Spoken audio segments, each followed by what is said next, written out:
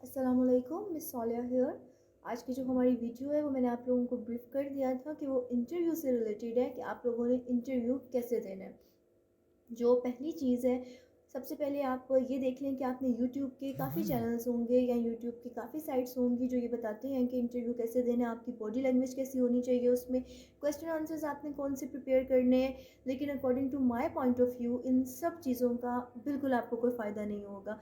Question answers जो एक criteria आपको दिया जाएगा या जो भी आप नेट से सर्च करेंगे वो आप सिर्फ लर्न करेंगे। अगर उन क्वेश्चंस के अलावा आपसे वो कोई क्वेश्चन पूछ लेंगे, वो आपने लर्न नहीं किए होंगे, आपको उसका आंसर नहीं पता होगा। और दूसरी चीज़ ये कि आप अपने आप को बाउंड कर लेंगे एक बाउंड्री के अंदर कि सिर्फ यही डाटा मैंने रेडी करना है। और बॉडी लैंग्वेज के बारे में आपको काफ़ी वीडियोस मिलेंगी, आपकी बॉडी लैंग्वेज ऐसी होनी चाहिए, आपने इस तरीके से बैठना है, इस तरह से आपने रिएक्ट करना है। और जब सारी कंसंट्रेशन आपकी इस चीज़ पे होगी कि आपकी बॉडी लैंग्वेज प्रॉपर है, आप कॉन्फिडेंट हैं, तो जब सारी कंसंट्रेशन आपकी इन चीज़ों पर होगी तो आप अपने टारगेट पे फोकस नहीं कर सकेंगे। तो ये वीडियो बनाने का मकसद ये था कि जितने लोग आगे हैं जिन्हें फ्यूचर में जॉब्स की ज़रूरत पड़ेगी वो इसको देख लें, और अगर आप लोगों के लिए ये फ्रूटफुल हो तो ये मेरे लिए बहुत अच्छा होगा कि आप लोगों ने इससे कुछ सीखा है।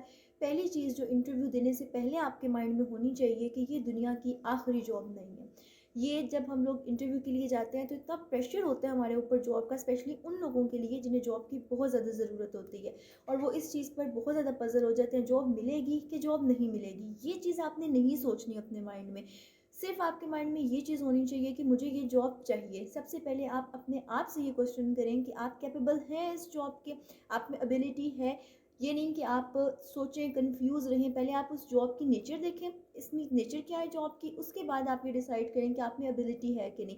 अगर आपका जवाब है कि येस आप में एबिलिटी है, आप कर सकते हैं, तो फिर आपको किसी किस्म की भी इस तरह की फिर किसी किस्म की कोई कन्फ्यूजन नहीं है आपको कि आप इस इंटरव्यू के लिए कैपेबल हैं कि नहीं। अगर आप उस जॉब से सेटिस्फाई हैं, आपको उसकी नेचर जो है वर्किंग की वो पसंद आई है, तो आप अपने आप को रेडी कर लें। फर्स्ट चीज़ ये कि ये दुनिया की आखिरी जॉब नहीं है। सेकंड चीज़ ये कि जब इंटरव्यू जो भी कंडक्ट कर रहे होते हैं तो वो फर्स्ट क्वेश्चन आपसे पूछते हैं, मोस्टली इंटरव्यूज़ में ये क्वेश्चन पूछा जाता है, इंट्रोड्यूस योर सेल्फ। ये क्वेश्चन करने वाले की भी मैं बहुत ज़्यादा अंगेज्ड हूँ कि जब एक सीवी आपको प्रॉपर दी है, उस सीवी के ऊपर तमाम इन्फॉर्मेशन लिखी हुई है, क्वालिफिकेशन लिखी हुई है, कब से कब तक पढ़ा, वर्किंग एक्सपीरियंस लिखा हुआ है, वो सब चीज़ें फेक सीवीज भी बनती हैं, वो सब लोगों को पता है। तो वो इंट्रोड्यूस योर सेल्फ से आपको कुछ भी नहीं मिलेगा। वो जो चीज़ें उसने सीवी में लिखी हैं वही वो आपको बता देगा। क्वेश्चन इसलिए किया जाता है कि क्या सीवी आपके आंसर्स के साथ मैच कर रही है। तो अगर एक बंदा इंटरव्यू के लिए आया है तो ऑफ कोर्स अगर उसने फेक सीवी भी बनाई है तो वो उन क्वेश्चंस को लर्न कर लेगा, it's not a big deal.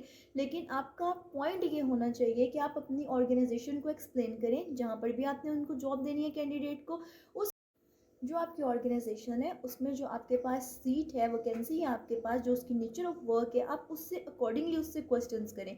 उसको कोई टारगेट दें कि ये आपका सिस्टम है, आप इसमें किस तरह से वर्किंग करेंगे। फिर जब इंसान अपना ओपिनियन देता है, क्योंकि जब आपने जॉब मिल जाती है आपको तो आपने अपने तरीके से काम करना होता है। और वो काम करने के लिए आपको ये पता होना चाहिए कि जिस एम्प्लॉय के साथ आप काम कर रहे हैं उसकी नेचर क्या है, उसका काम करने का अंदाज़ क्या है। वो जो सीवी के क्वेश्चन हैं वो इंपॉर्टेंट नहीं होते। तो दूसरी चीज़ ये कि आपको उन क्वेश्चन आंसर्स में इंटरेस्ट नहीं होना चाहिए। इंट्रोड्यूस योर सेल्फ, मैंने इतने लोगों को देखा है वो क्या करते हैं, वो क्वेश्चंस बाकायदा लर्न कर रहे होते हैं। इंट्रोड्यूस योर सेल्फ नेट से निकालते हैं पैराग्राफ को और उसको लर्न करना स्टार्ट कर देते हैं, और वही चीज़ वो आगे जाकर सुना देते हैं।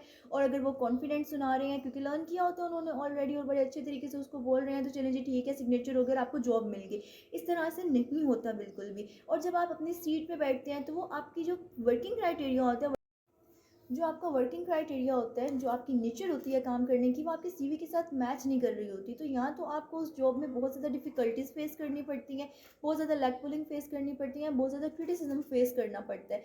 उसकी वजह से भी आपको प्रॉब्लम होती है। और दूसरी चीज़ ये जो अभी इंपॉर्टेंट है, मोस्ट इंपॉर्टेंट है, जो मैंने अपनी वीडियो के स्टार्ट में कहा था कि आपने ये नहीं सोचना कि ये दुनिया की आखिरी जॉब है।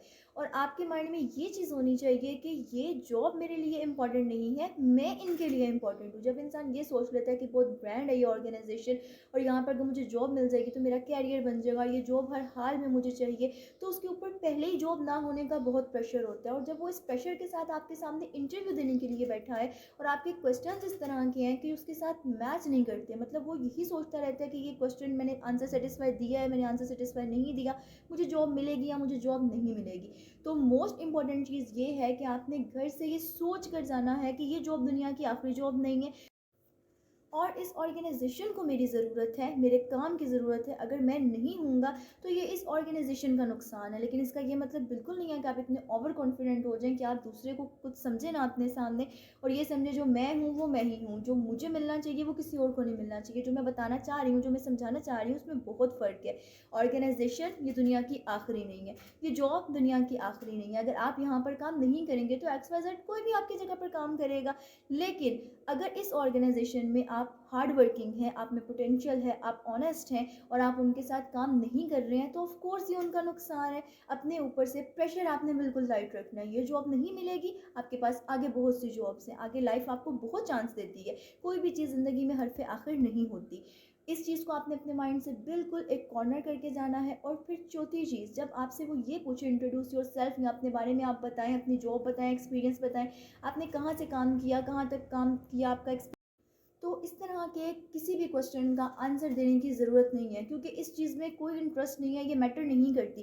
क्वालिफिकेशन क्या है, सीवी पे मौजूद है। वर्किंग एक्सपीरियंस क्या है, सीवी पे मौजूद है। आप उनसे ये पूछें कि आपके पास टारगेट क्या है। आपने जब फर्स्ट ये क्वेश्चन आपसे किया जाए तो उसको वहाँ पर ही आप स्टॉप कर दें। लेकिन लोग स्टॉप नहीं करते हैं। वो क्या करते हैं, वो हर तरह के क्वेश्चन का आंसर देने की कोशिश करते हैं, जिससे क्या होता है, सामने वाले को ये पता लग जाता है कि आप एक नीडी पर्सन है, आपको ये जॉब की ज़रूरत है हर हाल में, और आपके ऊपर प्रेशर बिल्डअप कर लेते हैं। और फिर सबसे पहला काम वो क्या करते हैं, आपका पैकेज कम कर देते हैं, क्योंकि उन्हें पता होता है कि इसको ज़रूरत है। हम इसे कम टारगेट में भी रखेंगे, कम ऑफर भी देंगे, तो ये हमारे लिए विलिंग होगा, मतलब ये रेडी हो जाए। तो आपने ये चीज़ अपने माइंड में रखनी है कि आप उनसे ये पूछें आपकी ऑर्गेनाइजेशन का मोटिव क्या है, इसका स्लोगन क्या है, यहाँ पर आपको किस चीज़ की ज़रूरत है। आप उससे रिलेटेड मेरे से क्वेश्चन करें, और अगर हम आपको बताते हैं कि हमारा ये वर्किंग क्राइटेरिया, आपको इस तरह की टारगेट दिए जाएंगे, आपको ये हर्डल्स फेस करनी पड़ेंगी, फिर आप उनको आंसर दें कि ये टारगेट मैं इस तरह से अचीव करूँगा, ये मेरी नेचर है, ये मेरा वर्किंग क्राइटेरिया, इस तरह से मैं एफर्ट करके आपकी ऑर्गेनाइजेशन के लिए, आपके इंस्टीट्यूट के लिए मैं फ्रूटफुल हूँ। ये चीज़ इंटरव्यू में प्रूव करना ज़रूरी होता है कि आप उस ऑर्गेनाइजेशन के लिए, उस इंस्टीट्यूट के लिए फ्रूटफुल हैं या नहीं हैं। क्योंकि जब आपको जॉब मिल जाती है तो काम अपने तरीके से करना होता है। आपके पास टारगेट आता है, आपने खुद देखना होता है कि आप इस काम को किस तरह बेहतर तरीके से करके आगे दे सकते हैं। उसमें आपकी एजुकेशन मैटर नहीं करती, आपका एक्सपीरियंस मैटर नहीं करता। जब हम किसी भी जगह पे जाते हैं, हमारे पास 10 इयर्स का भी एक्सपीरियंस हो, तो हमारे लिए वो काम नया होता है, क्योंकि हम वो पहली बार कर रहे हैं। उस चीज़ का एक्सपीरियंस नहीं है हमारे पास। अगर जिस तरह एडमिनिस्ट्रेशन का ही मैं आपके साथ एक्सपीरियंस शेयर, तो अपने सिस्टम से पहले मैंने बहुत सी जगहों पर जॉब की है। अब जॉब तो मैंने हमेशा एडमिनिस्ट्रेशन में की है, तो मेरे पास एडमिनिस्ट्रेशन का 7 to 8 ईयर्स का एक्सपीरियंस है। लेकिन जब मैं किसी न्यू ऑर्गेनाइजेशन में जाऊंगी, तो जो टारगेट मैंने प्रीवियस फेस किए होंगे, मेरे पास वो टारगेट नहीं होंगे। हर दिन एक न्यू टारगेट होगा, नए तरह के लोग होंगे, उनकी नई तरह की बातें होंगी, और उनकी नेचर डिफरेंट होगी, तो मुझे हर किसी के साथ डील करना पड़ेगा। इसलिए वहाँ पर एक्सपीरियंस तो एक साइड पर रह जाता है। क्वालिफिकेशन, यहाँ पर इस तरह के भी लोग मैंने अपनी लाइफ में देखे हैं और उनको अल्हम्दुलिल्लाह ट्रेन किया कि जिन्होंने सिर्फ मैट्रिक किया होता है, और मैं उनको टीचर भी अपॉइंट कर लेती हूँ, लेकिन वो क्लास इतनी ज़बरदस्त हैंडल करते हैं। उनके पास तब एक्सपीरियंस नहीं होता, क्वालिफिकेशन नहीं होती, लेकिन वो अपने काम से जो है वो अपने आप को प्रूव करते हैं कि हम इस चीज़ के लिए कैपेबल हैं। तो ये चीज़ आपने अपने माइंड में रखनी है। फर्स्ट, ये दुनिया की आखिरी जॉब नहीं है। सेकेंड, आपके लिए ये ऑर्गेनाइजेशन इंपॉर्टेंट नहीं है, आप उस ऑर्गेनाइजेशन के लिए इंपॉर्टेंट है। अगर ये जॉब आपको नहीं मिलेगी तो ये उनका नुकसान है। अगर ये जॉब आपको नहीं, and last thing is this, आप लोगों का पैकेज। बहुत से लोग ये चाहते हैं कि अभी हम फ्रेश ग्रेजुएट हैं या हम लोगों ने अपना BS कंप्लीट कर लिया, तो हमें फ़ौरन जो है एक चेयर वाली जॉब मिल जाए, एक वेल फर्निश्ड ऑफिस हो हमारे पास, और हम जस्ट एक कॉल पे ऑर्डर दें और हमारा सारा काम हो जाए। इस तरह नहीं होता। आपने पैकेज को कभी भी मैटर नहीं करना कि आपको 20,000 पे किया जा रहा है, आपको 15,000 पे किया जा रहा है, या आपको 10,000 पे किया जा रहा है। आपने उस जगह की वर्थ देखनी है, आपने उस ऑर्गेनाइजेशन की वर्थ देखनी है।